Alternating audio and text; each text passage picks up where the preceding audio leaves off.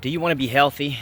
Of course, we all want to be healthy, but we have different ways of proceeding with pursuing a healthy life, and even different degrees, So as we face the world with this mask hysteria and fear, I think it's important to be compassionate with these people that are really afraid of this COVID media hoax.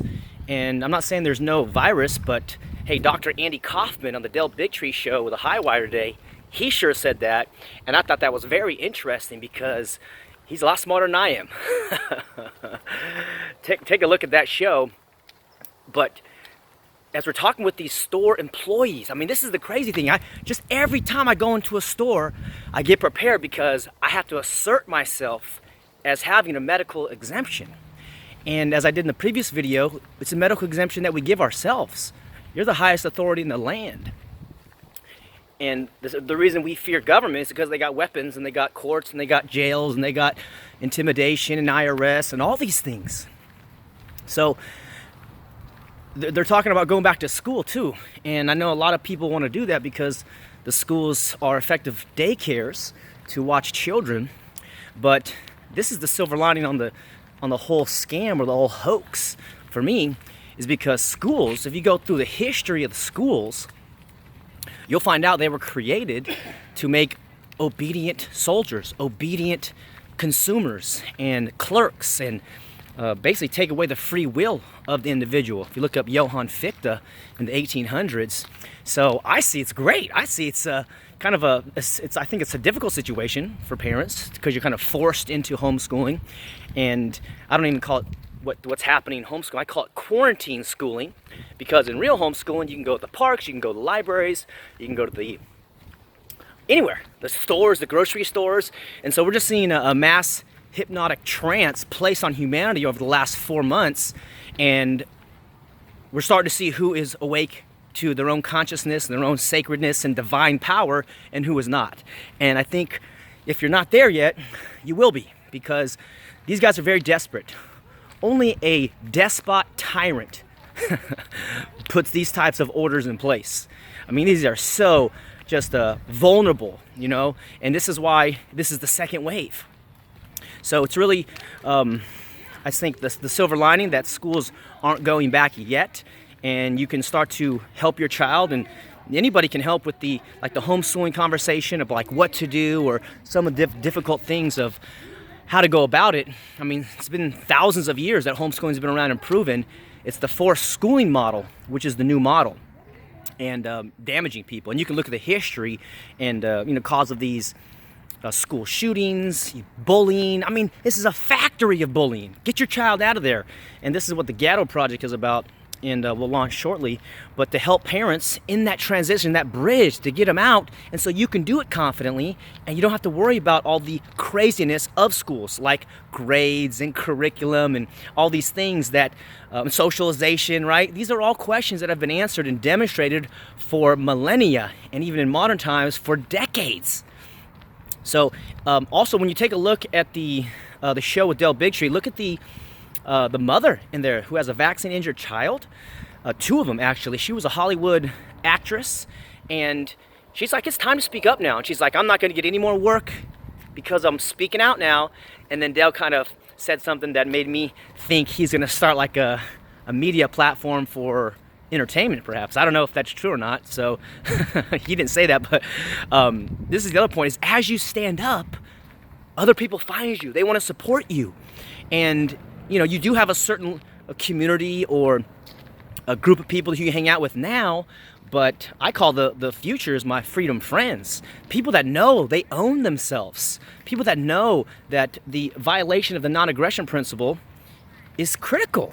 And it doesn't matter if you have badges or uniforms or tanks or planes or anything, certifications, licenses.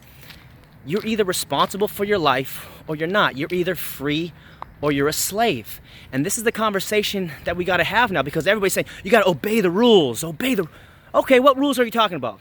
The rules that Gavin Newsom in California or Cuomo in New York or any other governor just pulls out of his anus and says, this is now the order. It's not even a law, it's like a suggestion. So when you people start to like bend over and say, yeah, just give me whatever you have, this is a symptom of statism. This is a symptom that you have been dehumanized and demoralized, and you'll do whatever you're told to do. And again, going back to everyone wants to be healthy. So we have different paths. And the challenge is that many of the people out there are sacrificing their freedoms and liberties, which God gave you or you're born with, sacrificing them for the greater good. But the greater good is less good than the individual, because the individual is the greatest minority. So you can get in a group of 10 people, but if you guys attack one person, then you guys are the thugs. So you have to be aware of the vulnerable individuals who are under attack. And even this whole thing to recall Newsom, I respect people that take action. I respect people that get into motion and try to cause change. But are politicians the real answer? I'm asking, that's a rhetorical question, because I know they're not. However, you can make some local changes, maybe at the city level, maybe at the county level, but I'm not very optimistic there. I think many of these politicians, supervisors are bought and paid for. So recalling Newsom so you can put a new dictator in there? You want to put Jerry Brown back in there? You want to put Gray Davis back in there? You want to put the Schwarzenegger, the governor? You want to put him back in there? I mean, how about nobody? Right? How about nobody can rule you? How about you rule yourself and you take responsibility for your life and you have consequences for your actions and inactions? This is what freedom's about. And this is what we're rediscovering, because it's been drilled out of us through the school systems. The school system specifically excludes your natural rights because they don't want you standing up. They don't want you becoming an innovator or a creator or someone who's going to disrupt the entire system. They want you to be a slave. They want you to feel inferior. They want you to be afraid to speak in public, afraid to speak your mind because you're going to get judged by all the people around you.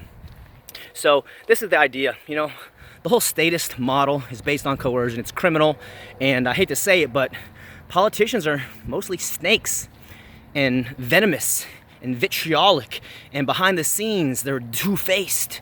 They seem really good, really well-spoken, but behind the scenes, they're plotting, scheming, like the $1 billion deal for masks in California that Gavin Newsom did. Hey, do you know what Harriet Tubman said? She was the creator of the Underground Railroad. She helped slaves escape slavery. You know what she said? She said, "Never wound a snake, kill it."